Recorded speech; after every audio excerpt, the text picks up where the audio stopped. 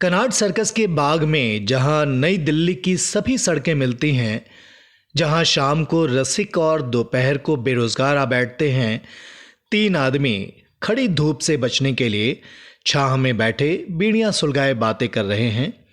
और उनसे जरा सा हटकर दाईं ओर एक आदमी खाकी से कपड़े पहने अपने जूतों का सिरहाना बनाए घास पर लेटा हुआ लगातार खांस रहा है। पहली बार जब वो खांसा तो मुझे बुरा लगा। 40-45 वर्ष का कुरूप सा आदमी, सफ़ेद छोटे छोटे बाल, काला झाइयों भरा चेहरा, लंबे लंबे दांत और कंधे आगे को झुके हुए खांसता जाता और पास ही घास पर थूकता जाता। मुझसे ना रहा गया। मैंने कहा, सुना है विलायत में सरकार ने जगह जगह पीकदान लगा रखे हैं ताकि लोगों को घास पौधों पर थूकना ना पड़े।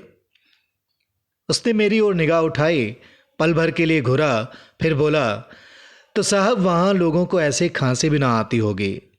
वो फिर खांसा और मुस्कुराता हुआ बोला, बड़ी नामुराद बीमारी है, इसमें आदमी घुलता रहता है, मरता नहीं। मैंने सुनी अनसुनी करके जेब से अखबार निकाला और देखने लगा, पर कुछ देर बाद कनखियों से देखा तो वो मुझ पर टकटकी बांधे मुस्कुरा रहा था। मैंने अखबार छोड़ दिया। क्या धंधा करते हो? जब धंधा करते थे तो खांसी भी यूं तंग न किया करती थी। क्या करते थे? उस आदमी ने अपने दोनों हाथों की हथेलियां मेरे सामने खोल दी। मैंने देखा उसके दाएं हाथ के बीच की 3 उंगलियां कटी थीं। वो बोला, मशीन से कट गई हैं, अब मैं नई उंगलियां कहाँ से लाऊं? जहां भी जाओ मालिक पूरी की पूरी 10 उंगलियां मांगता है। कहकर वो हंसने लगा। पहले कहाँ काम करते थे? कालका वर्कशॉप में। हम दोनों फिर चुप हो गए। उसकी राम कहानी सुनने को मेरा जी नहीं चाहता था। ऐसे बहुत से राम कहानियां सुन चुका था मैं।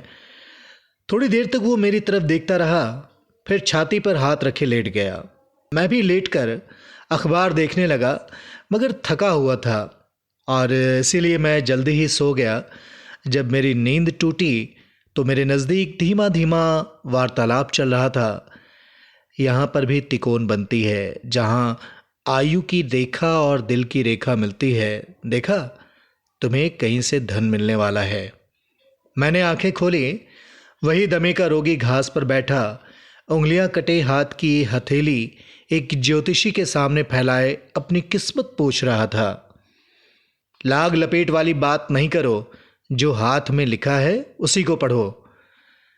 इधर अंगूठे के नीचे भी तिकोन बन रहा है ना? तेरा माथा बहुत साफ है, धन जरूर मिलेगा तुझे। कब मिलेगा? अरे जल्द ही मिलेगा। देखते ही देखते उसने ज्योतिषी के गाल पर एक थप्पड़ दे मारा। ज्योतिषी तिलमिला गया। कब धन मिलेगा? धन मिलेगा, 3 साल से भाई के टुकड़ों पर पड़ा हूं, कहता है धन मिलेगा। ज्योतिषी अपना पोथी पत्रा उठाकर जाने लगा, मगर यजमान ने कलाई खींचकर बिठा लिया। मीठी मीठी बातें तो बता दी, अब जो लिखा है वो बता। मैं कुछ नहीं कहूंगा। ज्योतिषी कोई 20-22 वर्ष का युवक था। काला चेहरा, सफ़ेद कुर्ता और पायजामा जो जगह जगह से सिला हुआ था। बातचीत के ढंग से वो बंगाली लगता था। पहले तो घबराया, फिर हथेली पर यजमान का हाथ लेकर रेखाओं की मूक भाषा पढ़ता रहा। फिर धीरे से बोला, तेरे भाग्य रेखा नहीं है। यजमान सुनकर हंस पड़ा। तो ऐसा कहना, साले छिपाता क्यों है? भाग्य रेखा कहाँ होती है? इधर, ये यहाँ से उस उंगली तक जाती है। भाग्य रेखा नहीं है तो धन कहाँ से मिलेगा? धन तो जरूर मिलेगा, तेरी नहीं तो तेरे घरवाले की रेखा अच्छी होगी, उसका भाग्य तुझे मिलेगा। ऐसा भी होता है। ठीक है, उसी के भाग्य पर तो अब तक जी रहा हूं। वही तो 4 बच्चे छोड़कर अपनी राह चली गई। ज्योतिषी चुप हो गया। दोनों एक दूसरे का मुंह देखने लगे। फिर यजमान ने अपना हाथ खींच लिया और ज्योतिषी को बोला, तू अपना हाथ दिखा। ज्योतिषी सकुचाया, मगर उससे छुटकारा पाने का कोई साधन न देखकर अपनी हथेली उसके सामने खोल दी। ये तेरी भाग्य रेखा है। हाँ, तेरा भाग्य तो बहुत अच्छा है। कितने बंगले हैं तेरे? ज्योतिषी ने अपनी हथेली बंद कर ली और फिर पोथी पत्रा सहेजने लगा। बैठ जा इधर। कब से यह धंधा करने लगा है? ज्योतिषी चुप। दमे के रोगी ने फिर से पूछा, कहाँ से आया है? पूर्वी बंगाल से। शरणार्थी है? हाँ। पहले भी यही धंधा था या? ज्योतिषी फिर चुप। तनाव कुछ ढीला पड़ने लगा। यजमान धीरे से बोला, हमसे क्या मिलेगा, जा किसी मोटर वाले का हाथ देख। ज्योतिषी ने सिर हिलाया। वो कहाँ दिखाते हैं, जो 2 पैसे मिलते हैं तुम्ही जैसों से तो मिलते हैं। सूरज सामने पेड़ के पीछे ढलने लगा था। इतने में 5-7 चपरासी सामने से आए और पेड़ के नीचे बैठ गए। जा, उनका हाथ देख, उनकी जेबें खाली न होंगी। मगर ज्योतिषी सहमा सा बैठा रहा। एकाएक बाग की आबादी बढ़ने लगी।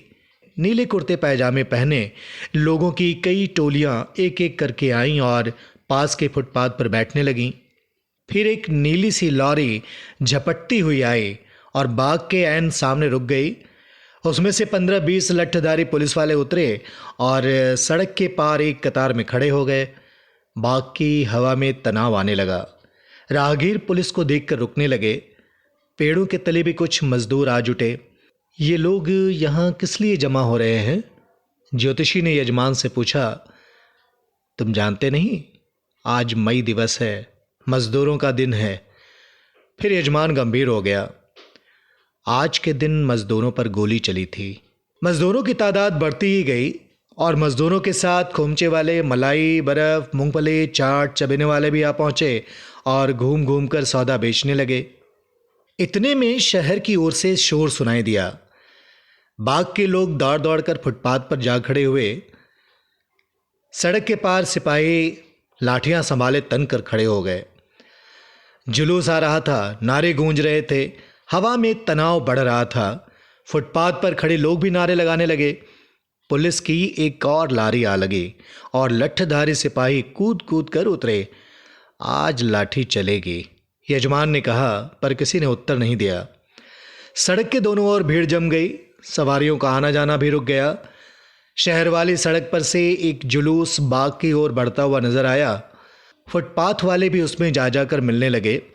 इतने में 2 और जुलूस अलग अलग दिशा से बाग की तरफ आने लगे। भीड़ जोश में आने लगी। मजदूर बाग के सामने 8-8 की लाइन बनाकर खड़े होने लगे। नारे आसमान तक गूंजने लगे और लोगों की तादाद हजारों तक जा पहुंची। सारे शहर की धड़कन मानो इसी भीड़ में पूंजीभूत हो गई। कई जुलूस मिलकर एक हो गए। मजदूरों ने झंडे उठाए और आगे बढ़ने लगे। पुलिस वालों ने लाठियां उठा लीं और साथ साथ जाने लगे। फिर वो बड़ा जुलूस धीरे धीरे आगे बढ़ने लगा। कनाट सर्कस की मालदार धुलीपुती दीवारों के सामने वो बेहद अनोखा लग रहा था, जैसे नीले आकाश में सहमा अंधियारा बादल करवटें लेने लगे।